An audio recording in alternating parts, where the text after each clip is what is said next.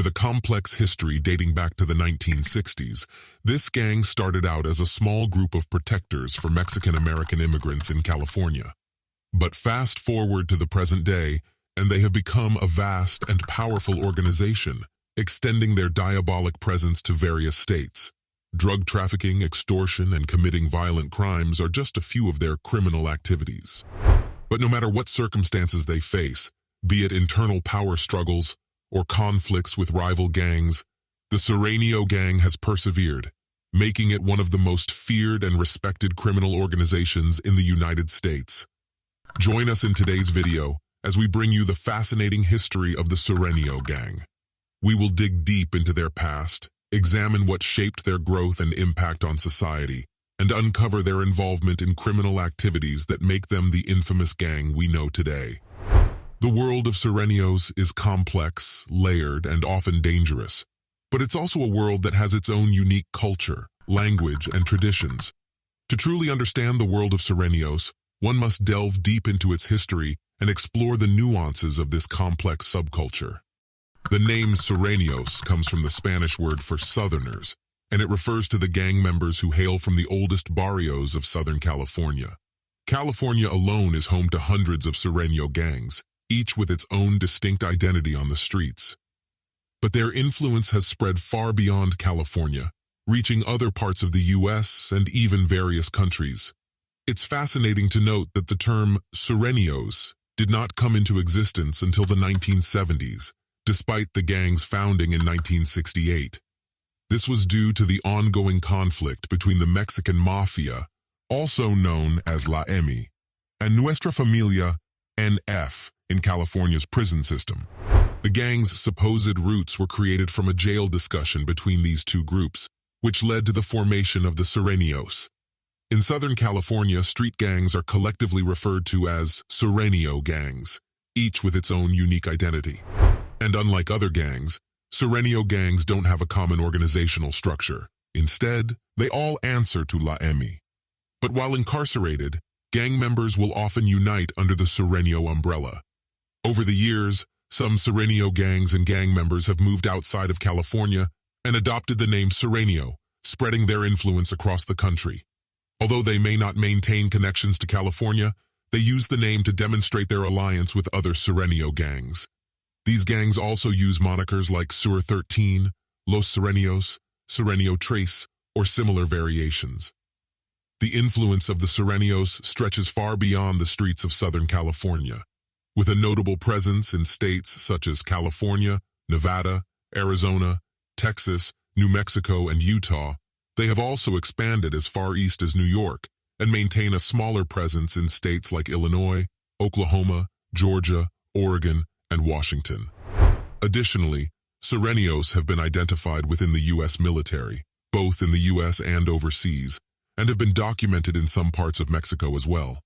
Sureños have strong relationships with several drug trafficking organizations based in Mexico and have been confirmed in 35 different states across the U.S. However, their primary stronghold remains Southern California, and the cities of Bakersfield and Delano have generally been accepted as the dividing line between Norteños and Sureños. On one hand, Sureños maintain strongholds in cities like Santa Rosa and Modesto due to high Mexican immigrant populations. And you'll often find Sureños in Los Angeles refer to their members in Central California as Central Sureños, and their members in Northern California as Upstate Sureños.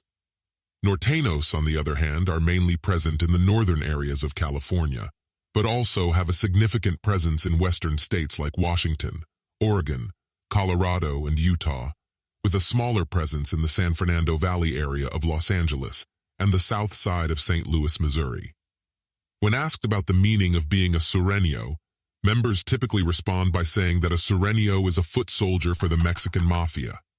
Nevertheless, while most Sureños are of Mexican descent, there are Sureño gangs that accept members from various other ethnic backgrounds, making them a multi-ethnic group. In terms of clothing, Sureños prefer to wear blue or gray sportswear, such as that of the Los Angeles Dodgers, Los Angeles Rams, and sometimes Los Angeles Lakers. Upstate Sureños, on the other hand, wear the clothing of the Dallas Cowboys, San Jose Sharks, and Oakland Raiders. These clothing choices serve as a way for Sureños to identify each other and show their allegiance to their respective gangs. The path to becoming a member of the Sureño gang is not an easy one. To be considered a Sureño or surena, one must earn the title through a series of tasks and initiation rituals. These tasks can vary depending on the individual gang, but they typically involve committing violent crimes to prove one's loyalty and dedication to the gang's cause. The term SUR is not only the Spanish word for the South, but also an acronym for Southern United Raza, a popular identifier for members of the gang. It is a symbol of solidarity and brotherhood among members of the Sureño gang, who often refer to themselves as survivors.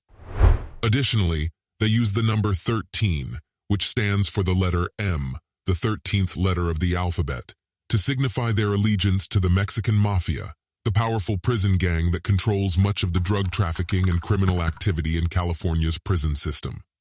Common gang tattoos and markings of Sureños include SUR13, X3, 13, SUR13, 13, trace, and 3 dots.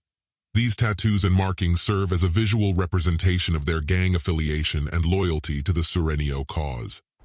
However, only one tattoo validates Sureño membership, which is the graffiti that often displays the X3 tag. This tag is frequently seen on walls, buildings, and other public spaces in areas with a high concentration of Sureño gang members. The Sureño gang has a complex organizational structure that includes several subgroups, each with its own unique set of rules and codes of conduct. These subgroups are often based on geographic location and have their own distinct markings, colors, and symbols. And despite the violent nature of the gang, many young people are drawn to the Sureño lifestyle due to a lack of opportunities and support in their communities. They are often lured by promises of power, respect, and protection from rival gangs. However, the reality of life as a Sureño gang member is far from glamorous, with many members ending up incarcerated, injured, or even dead as a result of their involvement in gang activity. Sureño gangs have been involved in a variety of criminal activities, ranging from drug trafficking and homicide to kidnapping and assault. They are heavily involved in human trafficking as well. There have been many attempts to limit the influence of the Mexican Mafia over various Sureño street gangs, but these efforts have met with little success due to the decentralized structure of Sureño gangs, especially at the street level. This is also why law enforcement agencies have struggled to deal with this gang. In fact, in the late 1990s, a federal task force was established to investigate the Sureños' involvement in the illegal drug trade. The operation led to the arrest of several members and the confiscation of drugs and money. However, even after that, the Sureños' influence has only continued to increase over the years. Their disorganized hierarchy has not stopped the group from gaining power and influence, leading to territorial disputes and internal conflicts among different Sureño cliques. Sureños have a strong presence in San Francisco's Mission District, where they feud with rival Sureño factions and norteños. The group has also had a history of internal conflicts and territorial fights among different Sureño cliques. For example, a territorial dispute between two rival Sureño gangs in Santa Rosa, California, over the territorial grounds of Southwest Community Park in Santa Rosa, led to the shooting death of an 18-year-old man in 2008. We've also seen internal disputes within the Sureño gang that led to some smaller factions breaking away. One of such disputes is the one which saw the breaking away of the Green Light Maravillas, who parted with Sureño because they no longer wanted to pay taxes.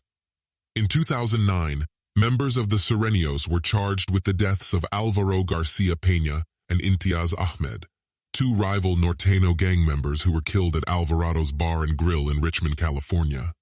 One Sureño member pleaded guilty and received a 25-year prison sentence, while the other members of the gang received varying sentences for their involvement in the shooting.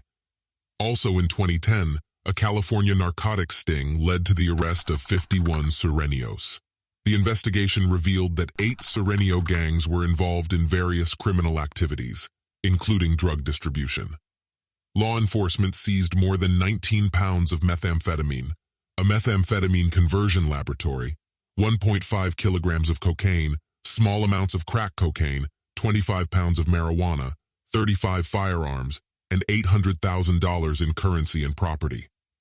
The gang members faced charges of conspiracy to distribute methamphetamine, cocaine and marijuana, street terrorism, and firearms violations. In all, though the activities of this gang are very visible, the Sureños continue to be a formidable and elusive gang, engaging in various criminal activities across different states in the United States, with a stronghold in Southern California. And despite law enforcement efforts to contain their activities, the group's decentralized structure and powerful Mexican mafia ties make it challenging to curb their criminal influence. And that's it on everything about the Sureño gang. If you enjoyed the video, be sure to give it a thumbs up and subscribe to the channel.